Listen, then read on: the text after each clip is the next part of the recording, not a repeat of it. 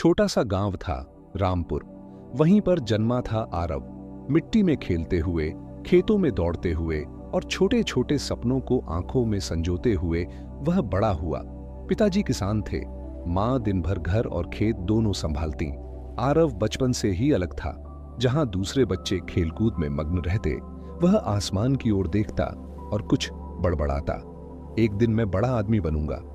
गांव में एक ही सरकारी स्कूल था। फटी पुरानी किताबों से पढ़ाई होती थी। कई बार बारिश में स्कूल की छत भी टपकती थी, लेकिन आरव का जोश कभी कम नहीं हुआ। वह जानता था यह शुरुआत है, मंजिल कहीं दूर है। जब आरव 10वीं कक्षा में आया तो एक बड़ी चुनौती सामने खड़ी थी। पैसे की कमी। किताबें, यूनिफॉर्म, सब कुछ खर्चीला था। पिताजी ने बैल बेचकर उसकी पढ़ाई का इंतजाम किया। यह त्याग आरव को भीतर तक छू गया। उसने खुद से वादा किया, अब हार ना मना है।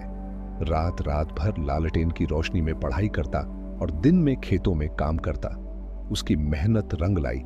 10वीं के नतीजे आए और पूरे जिले में आरव ने टॉप किया। गांव में ढोल नगाड़े बजे। स्कूल के मास्टर साहब ने कहा, तू गांव का पहला लड़का बनेगा जो शहर जाकर पढ़ेगा। शहर का नाम था लखनऊ। वहां का माहौल बिल्कुल अलग था। ऊंची ऊंची इमारतें, चमचमाती गाड़ियां, तेज रफ्तार जिंदगी। शुरुआत में आरव घबरा गया। न नए लोग, न अपना कोई। कई रातें वह छत पर लेटकर चुपचाप रोया। कॉलेज में भी सब कुछ आसान नहीं था। अंग्रेजी बोलना तो दूर, वह तो ठीक से हिंदी में भी अपने विचार खुलकर नहीं रख पाता था। कई बार मजाक भी उड़ाया गया, गांव से आया गंवार। लेकिन आरव ने जवाब किताबों से दिया। कक्षा में सबसे आगे रहने लगा। लाइब्रेरी उसका दूसरा घर बन गई थी। शहर में रहना सस्ता नहीं था। हॉस्टल की फीस, खाने का खर्चा, सब कुछ एक पहाड़ जैसा लगने लगा। फिर एक दिन उसने फैसला किया, अब कुछ करना पड़ेगा। रात को होटल में वेटर का काम करने लगा। प्लेटें धोता, ऑर्डर लेता, टिप्स से खर्चा निकालता। सुबह फिर कॉलेज जाता। कई बार शरीर जवाब दे देता, पर दिल नहीं। इस संघर्ष ने उसे मजबूत बना दिया।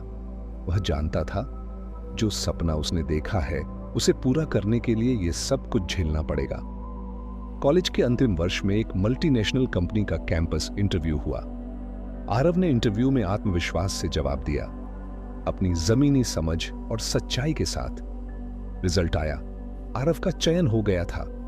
पहली सैलरी मिली, 40,000 रुपये। उस दिन उसने सबसे पहले मां बाप को फोन किया।